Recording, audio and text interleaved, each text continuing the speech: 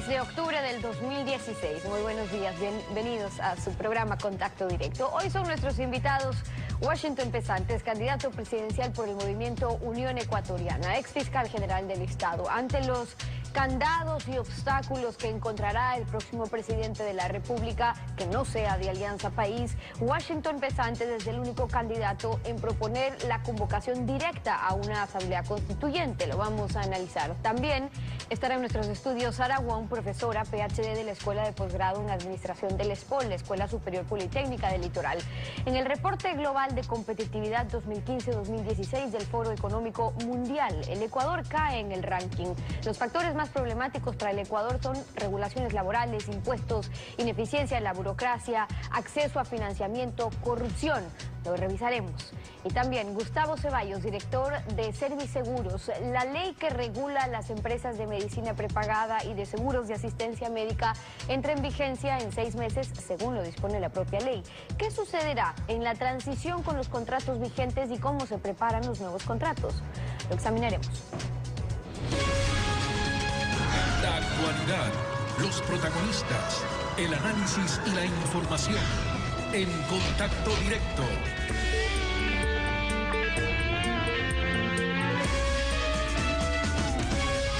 ¿Qué tal, Alfredo? Buen día, ¿cómo te va? Muy bien, Estefi, buenos días a todos. Para romper los candados de ingobernabilidad que tendría un presidente de la República que no sea de Alianza País, Cintia Viteri, Paco Moncayo, Guillermo Lazo y Dalo Bucarán proponen cada uno por su lado una consulta popular que permita realizar desde reformas constitucionales mediante la Asamblea Nacional, declarar cesantes a las autoridades de control, hasta un paquete de 31 enmiendas. Washington Pesantes, candidato a presidente de la República por el movimiento Unión Ecuatoriana, es el único candidato que propone una asamblea constituyente. Buenos días, bienvenido a Contacto Directo. Muy buen día, doctor Pinar Gote, buen día a todos los ecuatorianos, siempre a su orden. ¿En qué fundamenta su propuesta de una asamblea constituyente? Es fundamental para el país que debamos cambiar el sistema hiperpresidencialista, es decir, la hegemonía del poder político desde el Ejecutivo. Esto sumado a la personalidad del gobernante de turno hace que se desinstitucionalice el país. Hay muchos argumentos de carácter político, pero desde el punto de vista constitucional fundamento en lo que dice el artículo 444 de la Constitución, que la Asamblea Constituyente solo podrá ser convocada a través de consulta popular. Esta consulta podrá ser solicitada por el presidente de la República y, bueno, luego tendrá que ser aprobada por plebiscito o referéndum. Las razones es terminar definitivamente con el abuso del poder que se ha producido. Hoy desde el Ejecutivo se nombra las principales autoridades de control. Hoy desde el Ejecutivo se impide la fiscalización cuando se establecen mayorías de 2/3 partes para destitución de ministros. Hoy no se puede enjuiciar al presidente si no lo dice previamente la Corte Constitucional. Hoy en la muerte cruzada, que solamente la tienen las constituciones de Venezuela, Bolivia y Ecuador, es una espada de Damocles, una amenaza sobre las otras funciones del Estado.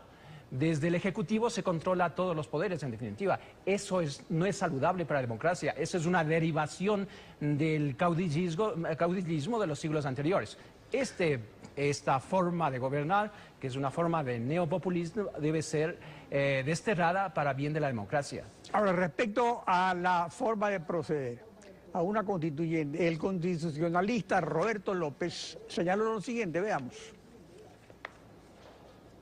La Constitución tiene una hoja de ruta trazada para que meticulosa, prolijamente, las autoridades actuales continúen en ejercicio durante todo el próximo periodo de gobierno.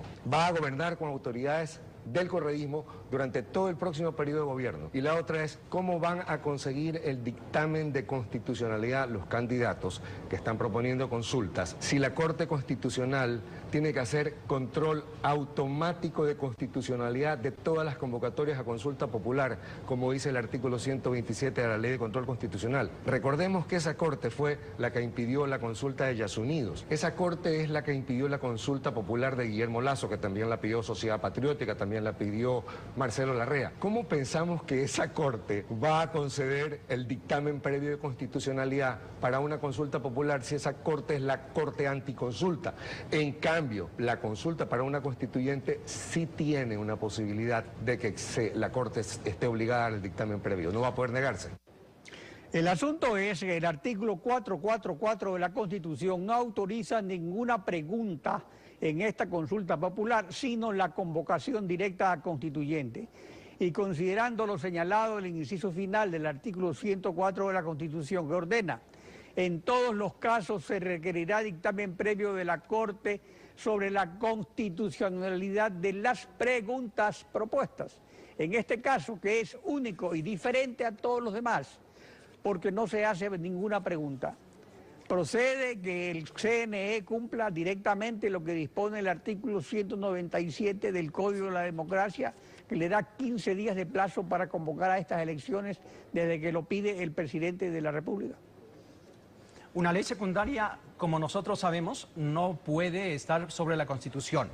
El 444 es la única forma jurídica, la única forma política, porque lo uno va de lado con otro, que permite llamar a una asamblea constituyente y sin pasar por el dictamen de la Corte Constitucional, porque caso contrario seríamos unos ingenuos. Ellos no van a dar paso absolutamente.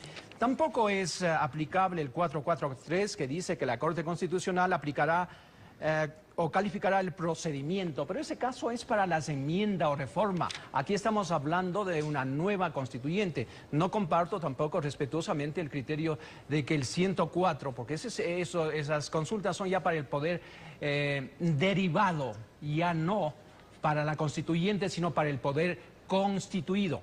Y en lo principal, en la introducción del colega abogado, estoy absolutamente de acuerdo. ¿Cómo pretendemos desmontar un régimen concentrador que niega todas las posibilidades de fiscalizar y que hemos tenido 10 años de ausencia de la más elemental fiscalización, dejando a los mismos órganos de control? ¿Cómo puede fiscalizar si ya se está llamando a un concurso para contralor, para otro fiscal que igual que el que tenemos ahora tenga un cordón umbilical con el Ejecutivo? Van a dejarnos autoridades de control. De manera que hay que preguntar desde el comienzo. He sido absolutamente claro. Ecuatorianos, ¿ustedes están de acuerdo en que continúe las autoridades de control elegidos por ese régimen? Los que ya se pelean. Perdón, pero eso es otra cosa, porque estamos hablando de convocar a una constituyente y no de hacer ninguna pregunta. Podríamos establecer, determinar el mecanismo. El único procedente es llamar a consulta popular para asamblea constituyente. Pero ahí, sin embargo, habría otros problemas, porque hay plazos ineludibles, como la actualización de padrones electorales para un nuevo evento electoral, el plazo para la inscripción de candidaturas, 45 días de campaña, 60 días para escrutinios, pero de todas maneras hay un plazo razonable. ¿Y cuánto sería ese tiempo? ¿En cuánto tiempo se podría instalar la constituyente desde que en mayo del 2017 el nuevo presidente la convoque? Mire, el presidente de la República puede, insisto, convocar vía consulta popular a la constituyente y simultáneamente va a establecer los requisitos, un reglamento, un estatuto, como quiera llamarse, es decir, la normativa que regulará el proceso para la nueva constituyente. Se va a decir, son 60 constituyentes elegidos de tal manera por cada provincia y se van a establecer los plazos, de manera que ahí no veo ninguna dificultad. Más largo es el procedimiento y casi imposible de reforma. Si quieren dejar intocada las funciones del Ejecutivo hiperpresidencialista, entonces planteen enmiendas y reformas, que eso nunca se va a dar. Precisamente aquí ocurre, por ejemplo, que Guillermo Lasso propone lo que él llama un camino más expedito, y ese camino, según él, más expedito es el siguiente, veamos. Nosotros queremos consultar al pueblo si está de acuerdo en cesar de manera inmediata a los integrantes del Consejo de Participación Ciudadana, que es la piedra angular del modelo correísta, cesar a las autoridades de control, cesar al Procurador General del Estado, cesar al Contralor General del Estado, a los miembros del Consejo de la Judicatura. Necesitamos cesar al Superintendente de Comunicación, al Superintendente de Control de Poder del Mercado y crear un régimen de transición para que sea la Asamblea Nacional, sobre temas propuestas por notables de la sociedad ecuatoriana, quienes determinen cuáles son esas autoridades que van a reemplazar a las actuales. ¿Qué opina sobre este camino expedito? Mire, el Consejo de Participación Ciudadana y Control Social no es sino una parte de la función de transparencia. De manera que lo que está proponiendo el candidato simplemente es cesar a una parte. Aquí hay que cesar a la función de transparencia y control social, porque a través de ella se nombra Corte Constitucional. Aquí se desinstitucionalizó, dejó de ser Corte Suprema y pasó a ser Corte Constitucional. Se sobredimensionó el Consejo de la Judicatura y subordina a la Corte Suprema de Justicia. La independencia de las funciones del Estado, básicamente la función legislativa, es fundamental. Si van a hacer cambios epidérmicos, cosméticos, como acaban de decir, o si usted quiere, para estar a tono con el lenguaje que están utilizando estos días, de simple maquillaje, entonces para eso no hacerlo nada. Y yo voy a una reforma fundamental del Estado para definitivamente terminar con esta desviación del presidencialismo que se copió del régimen de Estados Unidos.